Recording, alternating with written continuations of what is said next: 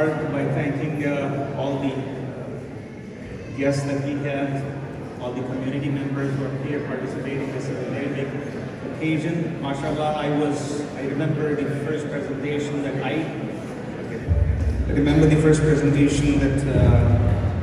we made on this expansion, on this hall, many years ago, probably 2019, if I remember it correctly. And mashallah, it has come to fruition today. And also, congratulations on this auspicious occasion of the birth of Imam Ali Rida Islam. Sallu ala Muhammad wa ala Muhammad. Inshallah, we are going to recite Hadith al-Qissa, recitation about the Ayat al-Tahteej. أعوذ بالله من الشيطان الرجيم. بسم الله الرحمن الرحيم. عن فاطمة الزهراء عليها السلام بنت رسول الله صلى الله عليه إنها قالت دخل علي به رسول الله صلى الله عليه وآله في بعض الأيام فقال السلام عليك يا فاطمة فقلت عليك السلام قال إني أجد في بطني ضعفا فقلت له أعيذك بالله يا أبتاه من الضعف فقال يا فاطمة ائتيني بالكساء اليماني فغطيني به فأتيته بالكساء اليماني فغطيته به وصرت أنظر إليه وإذا وجهه يتلألأ كأنه البدر في ليلة تمامه وكماله. اللهم صل على محمد وآل محمد.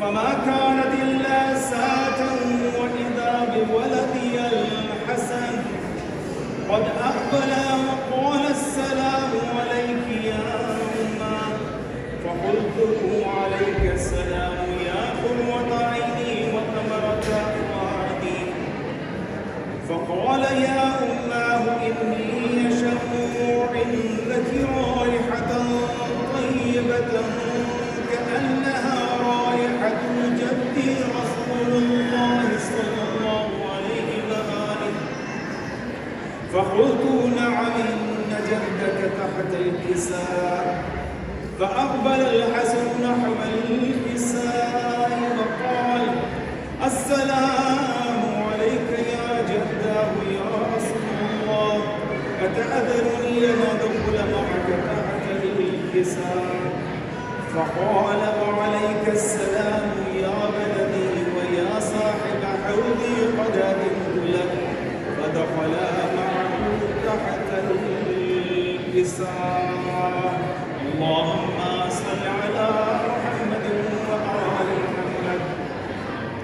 فما كانت إلا ساعة وإذا بولدي الحسين قد أقبل وقال السلام عليك يا أمه فقلت عليك السلام يا بلدي ويا قرة عينه وثمرة فؤادي فقال لي يا أمه إني أشم عندك رائحة طيبة كأنها رائحة جدي رسول الله صلى الله عليه وآله فقلت نعم إن جدك وأخاك تحت الكساء فدنا الحسين نحو الكساء وقال السلام عليك يا جدا السلام عليك يا من اختاره الله أتعذن لي لأكون معكما تحت الكساء فقال وعليك السلام يا بلدي ويا شافع أمتي قد أذنت لك ودخل معهما تحت الكساء. اللهم صل على محمد وآل محمد. فأقبل عند ذلك أبو الحسن علي بن أبي طالب وقال السلام عليك يا بنت رسول الله. فقلت وعليك السلام يا أبا الحسن ويا أمير المؤمنين. فقال يا فاطمة إني أشم عندك رائحة طيبة كأنها رائحة أخي وابن عمي رسول الله. فقلت نعم ها هو ما لديك تحت الكساء. فأقبل علي نحو الكساء وقال السلام عليك يا رسول الله.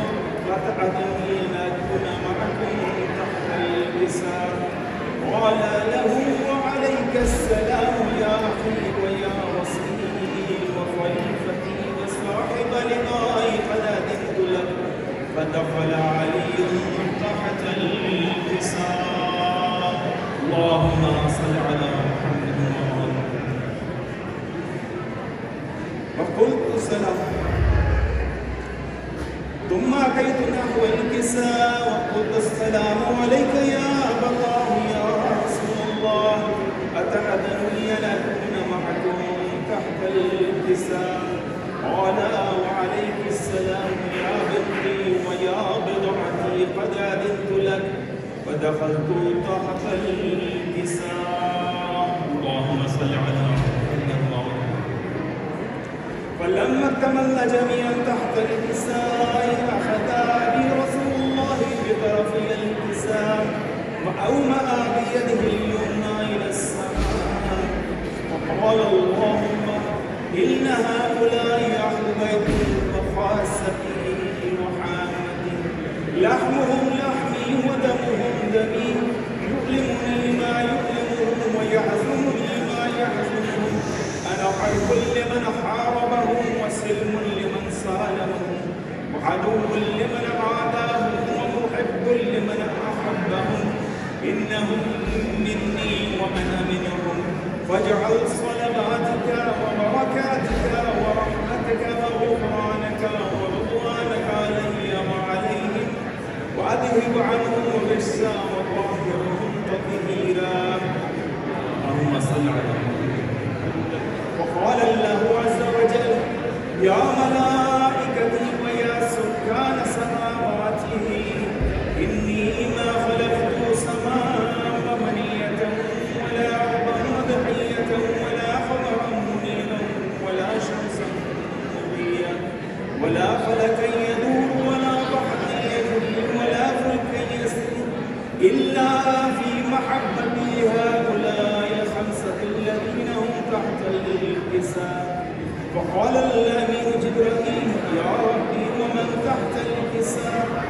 فقال عز وجل هم أهل بيت النبوة ومعدن الرسالة.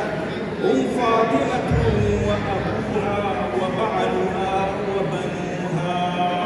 اللهم صل على محمد وآل محمد وعجل فرجهم. فقال جبرائيل يا ربي أتأذن لي أن أحبط إلى عقلي لأكون معهم سادسا؟ فقال الله نعم قد أذنت لك.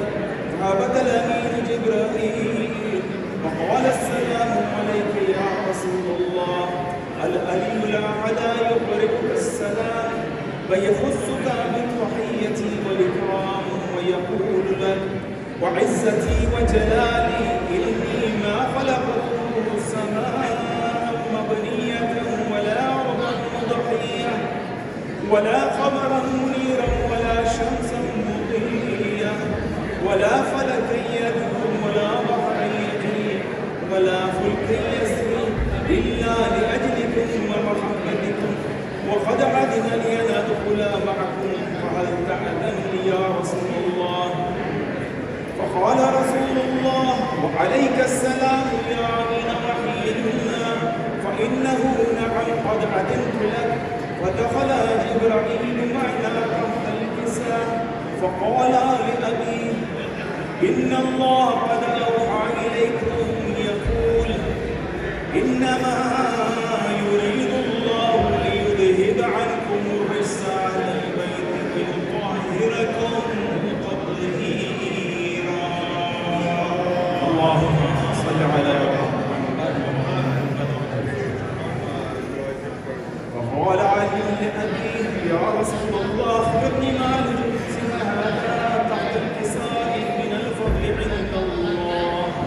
قال النبي صلى الله عليه وآله: والذي بعثني بالحق نبيا واصطفاني بالرسالة نجيا ما ذكر خبرنا هذا في محفل من محافل أهل العرب وفيه جمع من شيعتنا ومحبينا إلا ونزلت عليهم الرحمة وحفت بهم الملائكة واستغفرت لهم إلى أن يتفرقوا.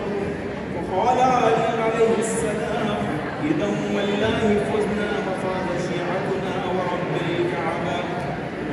وقال علي رسول الله صلى الله عليه وآله: يا علي والذي بعثني بالحق نبيا واصطفاني بالرسالة نجيا ما ذكر خبرنا هذا في محفل من محافل أهل العرب وفيه جمع من شيعتنا ومحبينا وفيهم هم إلا وفرج الله همه ولا مغموم إلا وكشف الله همه ولا طالب حاجة إلا وقضى الله حاجته.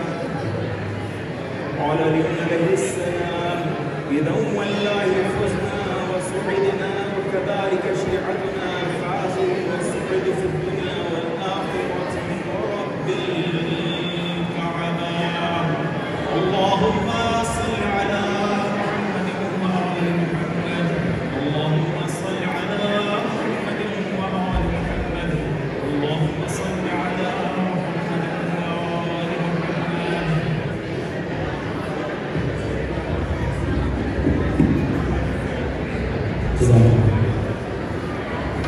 Just a humble request, if you can keep the noise level down, dear brothers and sisters, just a humble request.